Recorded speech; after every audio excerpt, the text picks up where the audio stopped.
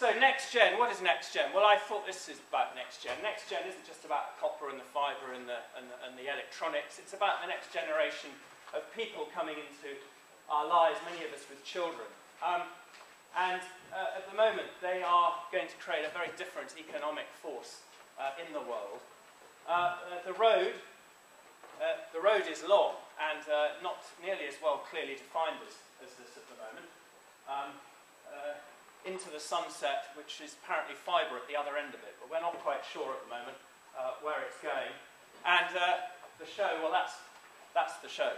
So welcome to this conference, and welcome, so that those of you who don't know it, to Somerset.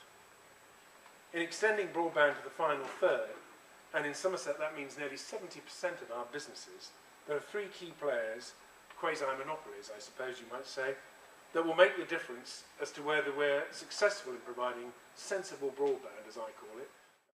The government may not be speaking here today, but last week the new coalition recognised the quasi-monopolistic situation of one of those key players when it announced, "We will introduce measures to ensure the rapid rollout of super-fast broadband across the country.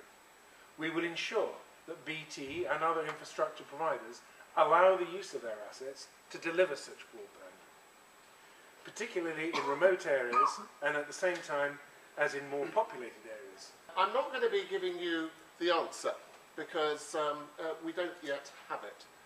We are all going to be working on this together, and I think the point that you were just making about the partnership, I think is very much the theme and thread of what we're doing. We're looking for partnership, we're looking for ways of working together, as there's a number of significant issues as a region, for the people that live here, for the communities and for the businesses.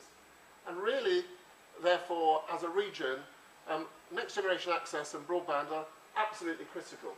Critical in terms of enabling us to overcome the challenges of being a peripheral region, but also in terms of actually looking at how we can maximise and improve our low carbon position, our resource efficiency, how our businesses can become more successful and have more profits, how the places, the towns and the communities can be developed and can improve and become prosperous and nice, good places to live. And lastly, for those pockets of deprivation that we have, the so-so areas, where we can improve those. I also want to mention this new European digital agenda, just released last week under the heading of the new EU Commission of Mrs. Nelly Kroes from the Netherlands. And she has high targets. She talks about 30 megabits and 2020, some time to go, and 50% should be 100 megabits or more. And of course, they have programs, you know, for rural areas, but not also for city areas to get some money. And you might know that Dutch people, they admire the UK. So make sure you contact this lady and say, well, I'm from the UK, I need some money. I'm Helen Heens, I'm Senior Economic Development Officer at Dorset County Council. I'm here to learn more about next generation access to broadband, particularly what's happening in the southwest. I went to one of these events last year in Basingstoke. It's good to see how much things have progressed since last year. Yeah, really positive. Looking forward to hearing more this afternoon. 4 minutes, 47 minutes, 7 hours. Forget about this.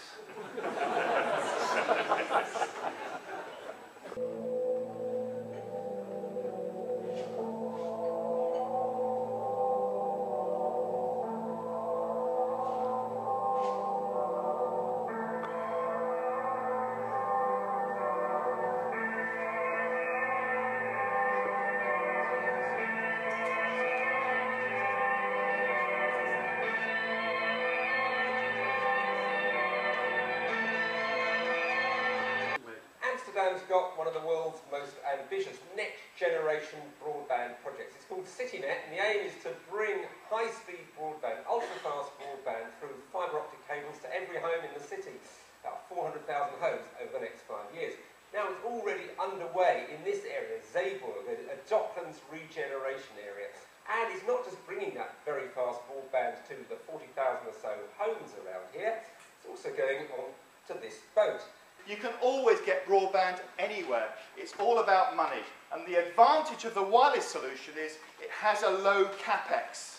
The capex cost is minimal, and it can be done by small SME operators like myself and like others. So wireless has a low capex. It has a higher OPEX, and also you don't have the beautiful terabit capacity that fibre gives. So fibre may be the ideal long term, but short term, if you want to get broadband to the farmers and the rural communities on Exmoor and in Bodmin and all these other really, really, really remote places, places where they've been told they will never, ever, ever get broadband, the only solution in town at the moment is wireless. We know that many people outside the town have got a very poor access to broadband and a very irregular access. So we would like to get the community, businesses and the local council talking together about how we could improve that provision for everybody. And so we would like to speak to the experts that we've met today in further detail so we can find out what is appropriate in what areas and where we might go for funding. Connecting Somerset has been established for a few years. It is a successful partnership project. It really tries to raise the technology game in our area. It's about supporting businesses, it's about communities as well. We've had support from SWRDA, from the European Union, and campaigning for better broadband. We've got a strong focus right now on infrastructure, particularly next generation access. As we've heard already, particularly from Chris Garcia and others, in a rural area, next generation broadband is absolutely vital to the local economy. We do have lots of businesses in rural areas, and each of them has the same broadband requirement as businesses in towns and cities. That rural economy needs those thriving businesses. Those businesses need the best broadband possible. And connectivity in terms of communities is also vital for inclusion, making sure that our people who live in villages and in farmlands, remote, their children can actually do their homework from home on the same sort of par as other people. So there's still a lot to do. It will still be a very long time before that universal access of 2 megabits per second in Somerset. Chris said this morning that 21% of Somerset will have a problem with that 2 megabits per second. 21% of 500,000 people is quite a lot of people. BT is going to be investing its own money, as it announced in the previous year, to actually extend our fibre delivery in the UK out to 2/3 of UK premises by 2015. We'd already made a commitment that we were going to spend £1.5 billion to roll out to 40% of the country by 2012, by the Olympics in 2012. And really we've already started on this journey. So by this summer, we'd already passed 1.5 million premises across the UK. We are enabling exchanges across the country, and those announcements have been made locally and nationally about where we're going. There's very detailed announcements about where those exchanges are and where we're going in this first round of announcements. So we're roughly through that halfway through that first 40% of announcements of where we're going to enable fibre access in those exchanges in the UK.